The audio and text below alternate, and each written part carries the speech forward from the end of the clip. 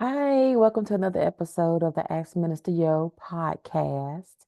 Today we're going to talk about healing, and I'm going to answer the question, how did I lose my healing?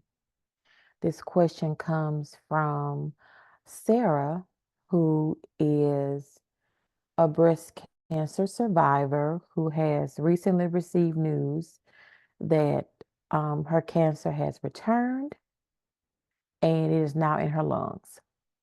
This is a case study we're going to do, and we're going to look at what happened. How did she lose her healing from a spiritual perspective? So if you haven't already, click the button below to like and subscribe and share this if it has been a blessing to you.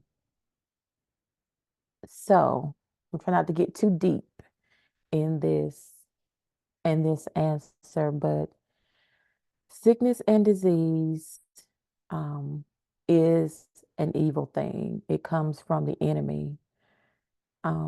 Some people who are sick because of a demonic attack.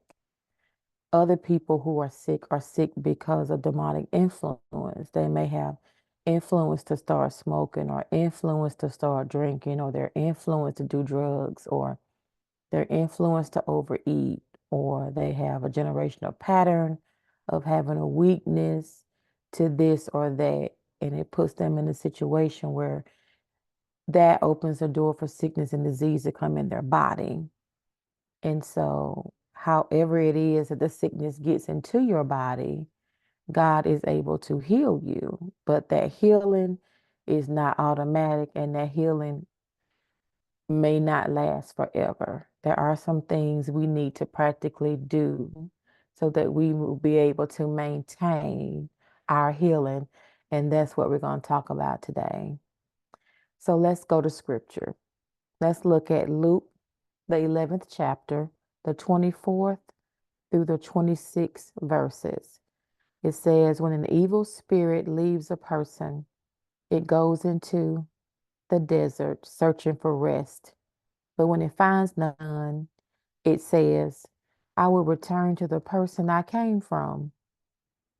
So it returns and finds that its former home is all swept and in order. Then the spirit finds 7 other spirits more evil than itself, and they all enter the person and live there. And so that person is worse off than before. Again, that's Luke, the 11th chapter, the 24th through the 26 verses, and this is the New Living Translation. So in this scripture, where Jesus is giving us a glimpse into the spirit world, and so we see how demons are interacting with humans. And in this scripture, we see that the demon had left a person. Either he was cast out, or the influence of that demon was asked to leave that person's presence, because not all demons can enter you. If you're saved, a demon cannot possess you, but he can torment you and he can be in your presence. So, whichever situation that was, the demon was asked to leave, cast out of the presence, and so it left. And so the person felt good, cleaned the house, put everything in order, and went on with their life, thanking God for their healing. Went on like, yes, I'm healed. Everything's good, right? No, not good. The demon was like, shoot, I really liked over there at Sarah's house. So he said, I'm gonna go back to Sarah's house. But when he went, he couldn't get in because Sarah had everything in order. He said, I know what I'll do. Let me go get some friends. Hey, Pookie them, Pookie Ray Ray them, Boquisha. Hey, all y'all, can y'all come with me? I need to go back to Sarah's house, but now we got to kick the door in because I want to go back home. They say, yeah, let's go. We want to go to Sarah's house too. So that demon went and got 7 of his friends and came back into Sarah's life and brought back sickness and disease. And so her cancer returned. Let me give you the backstory. So Sarah is this lady who was diagnosed 5 years ago as having breast cancer. She had the double mastectomy, did the chemo, did the radiation. Everything was in remission. It was all gone. So she celebrated, she praised the Lord. She gave her testimony. She did all the things she was supposed to do. But where she missed it is that she forgot that that demon, that sickness was going to try to come back. That he was going to say, I will return. And that's exactly what he did. He returned in the form of cancer again, but this time her cancer returned in her right lung. The doctor told her about that on the last x-ray that she took, you know, how they do. Sorry to inform you, we found cancer in your right lung.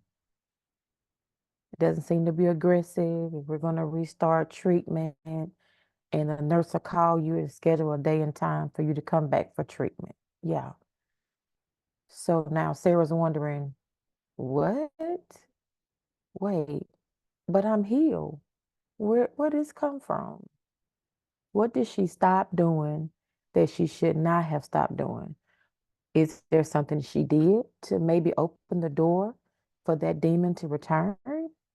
I think so. Let's talk about it. So when Sarah was going through her chemo, her radiation, and all that stuff, she had people praying around the clock. She was confessing healing scriptures. She was reading healing scriptures. She was reading books on healing. She was confessing, I shall live and not die, and declare the works of the Lord. She was doing all the right things. But when she received her healing, she stopped all that. It's as if she thought, well, the devil's gone now, and so there's no need for me to have my guard up. So she let her guard down. And the enemy came back and brought 7 of his friends because he said, I will return. Is it possible that had she continued praying and reading the scriptures on healing and reading books on healing and sermons on healing, that she would have been in a position where that door might not have opened? We don't know. We don't know. But one thing I can tell you is that it's hard to build your house when it's raining. Like Pastor Mike used to say, it's hard to build your house when it's raining. You don't wait till you get sick and now you want to read scriptures on healing. Now you want to read books on healing. Now you want to listen to sermons on healing. That's something you should be doing once or twice a week, all the time, because you want to protect yourself from being attacked in that area. But let's also get practical. There are some things practically we need to do so sickness and disease won't attack our bodies, like exercise, like drink some water, like eat some fruits and some vegetables, not fast food all the time, not fried food all the time, not all this processed sugar and processed food and meats and hot dogs and chitlins and pig feet and all this. We're talking about cancer, but what about heart disease? What about high cholesterol? What about diabetes? Our lifestyles of inactivity and sedentary living can open the door for the enemy to attack us. Our family history of certain things can be weaknesses that we have. For example, if there's a weakness in your family for heart disease, let's say your aunts and your uncles all have heart attacks, strokes, heart failure, heart disease. It may not be wise for you to have the majority of your diet being fast food, fried, greasy food, and live a life that you're not active. it may not be wise because the enemy just may use that weakness in your family tree to come into your life and bring sickness and disease. We have an enemy, and he is strategic, and he studies your life. He studies your choices. He studies your thoughts. He studies what you do. And he tries to find ways to destroy you. And I see so many people living their life like they don't have an enemy. They think the enemy is their coworker at work that may be going for the same promotion as them. That is not your enemy. Your enemy is the devil, not that person that's going for the same promotion as you.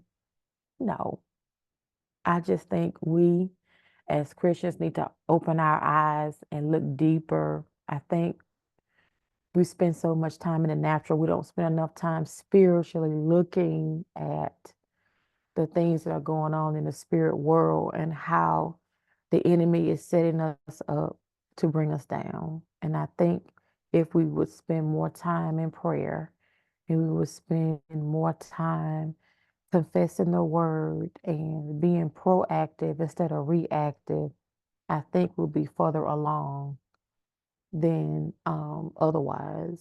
And so, how do you lose your healing? You lose your healing by not realizing that the enemy will return, by taking for granted that once healed, always healed, because that may not be your story. Once you receive your healing, do not stop confessing the word. Do not stop praying. Do not stop listening to sermons on healing and faith. Do not stop because you will have to fight to keep it. You had to fight to get it, and now you have to fight to keep it because the enemy will try to return and take the healing that Jesus died for you to have. That's my best shot. I hope it blessed you. Feel free to like this video, click subscribe, and share it with one person if there was something I said that blessed you. That's all I have for the day. Hop over to my LinkedIn bio and click the link and check out my digital store. I have some treats for you. Join my mailing list so you will receive notifications of my next event. And until next time, go in God.